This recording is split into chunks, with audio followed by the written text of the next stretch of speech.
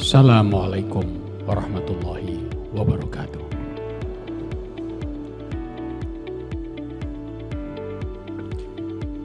Bismillahirrahmanirrahim. Fabima rahmatin minallahi linta lahum walau kunta faddan ghalidhal qalbi lam faddu min hawlik wa'fu anhum wastaghfir lahum wasyawirhum fil amr فإذا عزمت فتوكل على الله إن الله يحب المتوكلين. Oleh karena itu, maafkanlah, mohonkan ampunan, dan berdiskusilah dalam urusan penting. Ketika sudah bertekad, bertawakallah. Sesungguhnya Allah mencintai orang-orang yang berpasrah.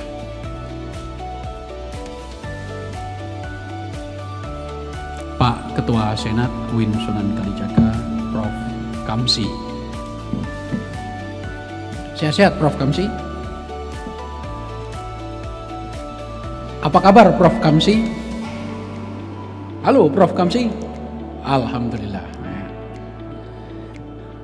Sekretaris Senat Prof. Marakustam sudah siap-siap ATP, Asosiasi Tenis Profesor, dengan Prof. Misnin. Di sampingnya adalah penyemangat Fakultas Tarbiyah dan juga pembimbing banyak guru besar, Prof. Sutrisno. Terima kasih Prof. Sutrisno. Sampingnya adalah Prof. Susiknan Azari. Sampingnya lagi Prof. Inayah Rahmania, kemudian Prof. Khurul Wardati. Di samping Prof. Subiantoro dan Prof. Wildan adalah Prof. Muhammad. Di sampingnya Prof. Mahasin, Prof. Abdul Mustaqim. Duduk di barisan 2 adalah Prof. Tulus. Di sampingnya saya tidak melihat Prof. Nurdin Lauku, mohon berdiri. Kemudian Pak Dr. Ustadz Yusuf. Di sampingnya lagi mohon berdiri. Saya tidak melihat. Oke, Prof. Mahmud Arif. Sampingnya lagi Pak Dr. Muhammad Sotik. Sampingnya lagi Prof. Suyadi. Di sampingnya lagi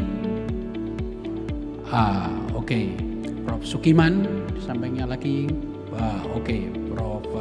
Estiningsih. Di baris ketiga masih ada? Iya. Terima kasih Pak WD 1 Fakultas Tarbiyah. Kemudian sampingnya lagi ada lagi. Sudah habis. Pak Ustadz Muhsin ya, Pak Muhsin. Sudah habis ya? Kasih aplaus yang meriah untuk Senat kita. Izinkan saya menyapa beberapa tamu. Ketua Yayasan Islam Al-Mukmin Ngeruki, Kiai Haji Farid Ma'ruf. Ada Haji Farid Ma'ruf. Oke, selamat datang. Ustadz Yahya Abdurrahman. Terima kasih Ustadz. Kiai Haji Fatur Rahman Kamal, Tabligh Tajdid PP Muhammadiyah. Kemudian Pak Haji Agus Masudi, Ustadz Irfan Awas. Selamat datang di UIN.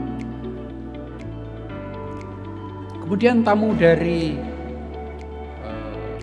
Bapak Bupati Sleman, Pak Haji Sri Purnomo. Terima kasih atas kehadirannya. Bapak Sofyan Setio Darmawan. Terima kasih Pak Sofyan atas kehadirannya.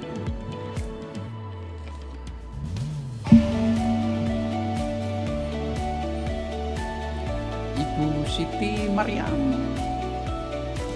Oke, Bu Dekannya dulu. Oh ya, di baris tengah. Kemudian Ibu Susi tentu saja di sana. Kemudian Pak Anis, Pak Dr. Zuli Qadir tercatat, tapi saya belum melihat apakah hadir. Oke, ada Pak Mukmin Zaki, Pak Harjoko, Pak Arif Bahbud, Pak Suyitno, Pak Tito Yuwono, Edit Estetika, Purnawirawan AKBP Zainal Arifin. Oh, terima kasih.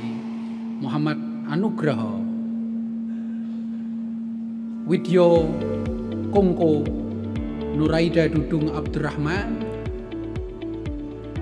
Liha Musliha. Terima kasih. Kasih aplaus untuk para tamu-tamu kita yang meriah.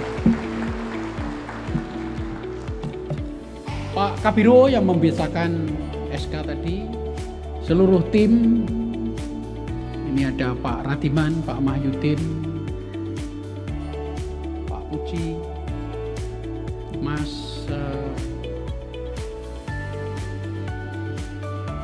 Bagus ya.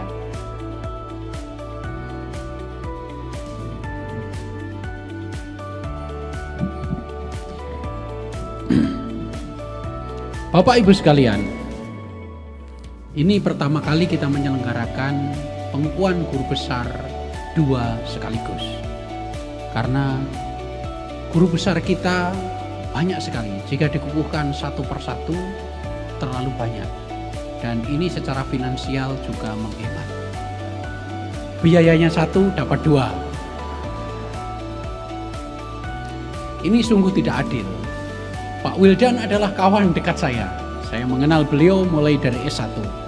Sementara Pak Subiantoro, saya kenalnya sangat sedikit sekali. Jadi kalau komentar isinya Pak Wildan semua. Karena Pak Wildan ini kawan saya. Dan saya kira studinya juga sangat dekat dengan studi saya.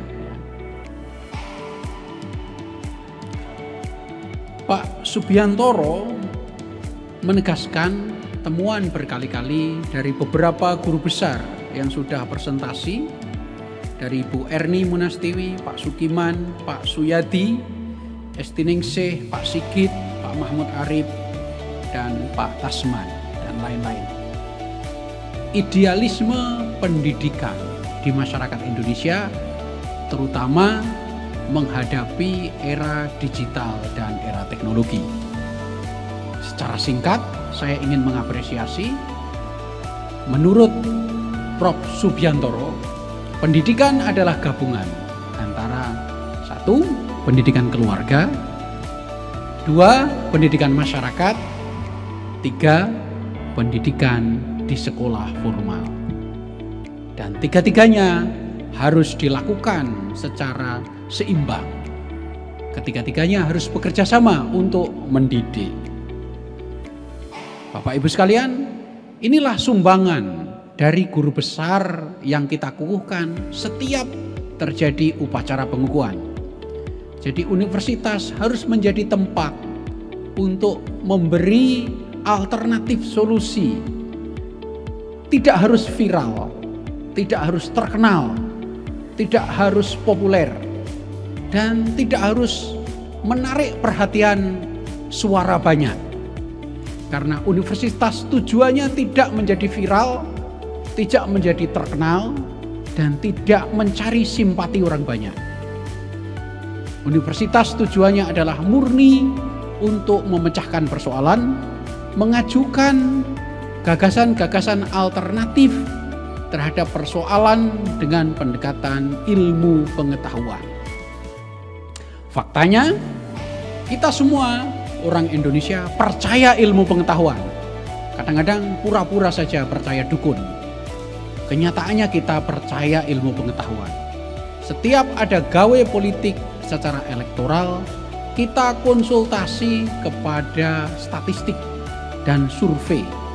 Kita percaya kepada pendapat dan hitungan matematika, tidak percaya kepada cambi-cambi.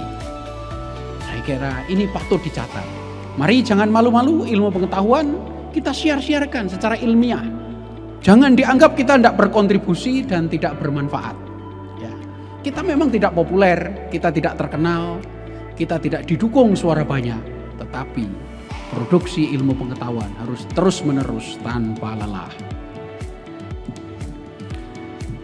Bapak Ibu sekalian, diskusi Prof. Wildan patut diperhatikan karena membedakan antara 3 fundamental dalam kajian keislaman. Perbedaan antara apa yang dia sebut sebagai konservatif, apa yang dia sebut sebagai radikal, dan apa yang dia sebut sebagai terorisme. Konservatisme, radikalisme, dan terorisme adalah 3 hal yang berbeda. Bisa dibaca di buku itu. Dan itu adalah temuan dan pengamatan ilmiah. Saya ingin menghadirkan sedikit melompat seorang filosof Jerman lahir 1788, meninggal 1860. Indonesia masih belum ada. Waktu itu disebut Oost-Indies atau Hindia Belanda. Filosof itu bernama Arthur Schopenhauer, seorang Jerman. Menurut Arthur Schopenhauer, dunia ini tidak ada. Dunia ini tidak nyata. Yang ada adalah persepsi manusia. Bagaimana manusia menggambarkan dunia, itulah dunia. Di luar jangkauan manusia tidak ada. Tidak ada. Jadi dunia ini tergantung bagaimana manusia itu menggambarkan, manusia itu memahami, manusia itu memberi persepsi. Di dalam bahasa Jerman beliau sebut sebagai will. Dalam bahasa Inggris tetap will, yaitu keinginan, rasa ingin tahu, rasa ingin memberi gambaran, will. Kemudian konsep yang kedua di dalam bahasa Jerman beliau sebut sebagai Darstellung. Darstellung di dalam bahasa Inggris disebut representation. Maka dunia ini adalah gabungan antara satu yang disebut will, yang kedua disebut Darstellung. Dalam bahasa Inggrisnya satu keinginan, yang kedua adalah representasi. Di dalam bahasa Indonesianya kehendak, keinginan, yang kedua bagaimana kita menceritakannya. Itulah dunia. Jadi dunia ini tidak ada yang tidak bisa kita jangkau. Dunia ya yang kita lihat, yang kita rasakan, yang kita ketahui. Di luar itu tidak ada. Maka seorang filosof Jerman dan juga sekaligus ahli sastra bernama Johann Wolfgang von Goethe pernah mempertanyakan, dalam bahasa Jermannya kira-kira begini, nanti saya terjemah. Ob nicht Natur zuletzt sich doch erkunde. May not nature finally fathom itself. Apakah alam, apakah dunia, apakah alam semesta bisa memahami dirinya sendiri? Menurut Goethe dalam bertanya. Menurut Arthur Schopenhauer tidak. Dunia tidak bisa memahami dirinya sendiri. Yang bisa memahami dirinya sendiri adalah manusia. Dan manusialah yang menciptakan dunia. Maka dalam bukunya Die Welt als Will und Vorstellung, Arthur Schopenhauer akhirnya memberi inspirasi kepada para pemikir selanjutnya. Yang paling terkenal adalah Friedrich Nietzsche. Dalam doktrinnya yang terkenal adalah Will zum Macht. Manusia berkehendak untuk berkuasa. Manusia menciptakan kekuasaan karena dia menginginkannya. Manusia menciptakan dunia, menciptakan negara, menciptakan masyarakat, menciptakan sekolah karena manusia ingin berkuasa. menciptakan demokrasi, menciptakan non-demokrasi karena ingin berkuasa. Kemudian memberi inspirasi kepada Karl Marx, sebaliknya, bahwa manusia dibentuk oleh dunia, manusia dibentuk oleh sejarah, manusia dibentuk oleh sejarah itu sendiri. Tetapi Karl Marx memberi solusi supaya manusia yang menciptakan dunia dalam doktrinnya yang disebut revolusi. Bapak Ibu sekalian, Profesor Subiantoro, saya kira ingin membentuk dunia, dan juga para guru besar di Fakultas Tarbiyah ingin membentuk dunia, mengajukan sesuai dengan persepsinya, mengajukan sesuai dengan idealismenya, bahwa dunia ini harus kita bentuk sesuai dengan keinginan kita, sesuai dengan nilai-nilai dan idealisme kita, seperti keluarga, seperti masyarakat, dan juga hukum. Kenyataannya, saya kira Prof. Wildan cukup empirik, ya, bahwa sebetulnya gerakan konservatif, gerakan radikal, dan gerakan terorisme dibentuk oleh dunia. Globalisasi yang ada di dunia mempengaruhi umat Islam. Umat Islam merespons, mempertahankan diri, sehingga melahirkan ideologi. Ideologi ini menegaskan kepada dirinya, sayalah Islam. Inilah respons dari dalam, dari diri dan dari kehendak manusia. Pada halaman 10 misalnya, Prof. Wildan mengatakan, pertumbuhan Islam global juga berpengaruh secara signifikan terhadap kondisi Islam di Indonesia. Demokrasi saat ini yang ada, partai-partai politik yang ada, organisasi Islam yang ada di Indonesia adalah hasil dari ciptaan dunia. Dunia yang sedang berubah, dunia yang bertambah global, dunia yang bertambah kompetitif, melahirkan ideologi, partai politik, organisasi Islam di Indonesia.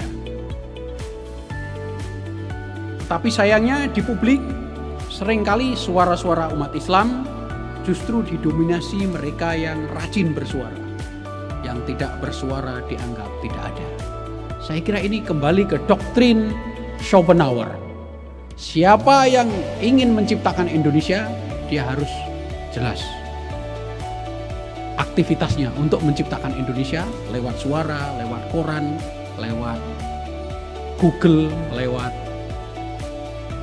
Instagram, lewat Facebook, lewat Twitter. Yang tidak menciptakan dunia, maka dia tidak kebagian.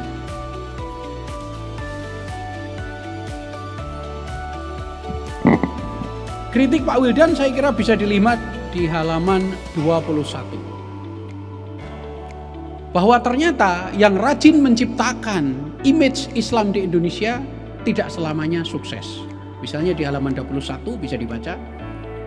Saya kutip dari Pak Wildan, salah satu kegagalan yang dapat diamati adalah ketidakmampuan gerakan Islam politik untuk menciptakan stabilitas politik dan kemajuan sosial yang berkelanjutan di beberapa negara Islam.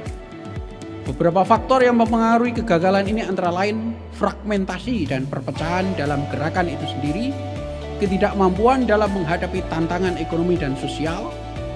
Gerakan ini ditandai dengan protes massa, unjuk rasa, perubahan rezim yang ditujukan untuk menggulingkan pemerintah otoriter yang berkuasa selama bertahun-tahun. Ini saya kira pengamatan yang jujur. Yang lupa saya kira adalah semangat pragmatisme. Ini lupa disebutkan.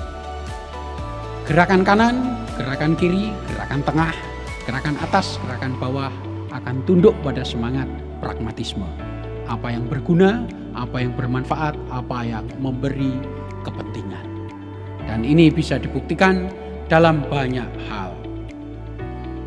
Tetapi Pak Wildan saya kira juga cukup pro demokrasi. Ini pada halaman 26 bisa dilihat. Saya kutip, demokratisasi Indonesia juga ditandai dengan munculnya semangat konservatisme di banyak kota dengan munculnya berbagai peraturan daerah syariah atau perda. Bapak Ibu sekalian, menurut Pak Wildan, demokrasi memberikan the level of the relativity of values and their relationship to absolute values. Dan ini akan membuka berbagai macam kemungkinan. Saya kira Pak Wildan cukup optimis melihat demokratisasi yang ada di Indonesia, dan ditutup dengan cerita bahwa Ustadz Abu Bakar Ba'asyir telah menyelenggarakan upacara bendera 17 Agustus dengan menghormat bendera merah putih. Saya kira ini cukup pragmatis ya. Dan saya kira pragmatisme telah mendidik kita untuk menjadi lebih rasional, mendidik kita untuk menjadi lebih bijak, mendidik kita untuk melihat kepentingan-kepentingan ekonomi dan politik. Pragmatisme prevails, pragmatisme yang menang. Bapak Ibu sekalian, terima kasih atas kehadirannya. Mari kita baca pidato-pidato mereka. Jika perlu kita respons, mari kita respons. Dan jangan khawatir, produksi ilmu pengetahuan di kampus UIN Sunan Kalijaga terus berjalan. UIN Sunan Kalijaga untuk bangsa, UIN Sunan Kalijaga mendunia. Kasih aplaus. Bismillahirrahmanirrahim. Fabima rahmatin minallahi lintalahum walau kunta faddan ghalidhal qalbi lam faddu min hawlik fa'fu anhum wastaghfir lahum wasyawirhum fil amr fa idza azamta fatawakkal 'ala Allah innallaha yuhibbul mutawakkil. Sesungguhnya Allah mencintai orang-orang yang berpasrah. Assalamualaikum warahmatullahi wabarakatuh.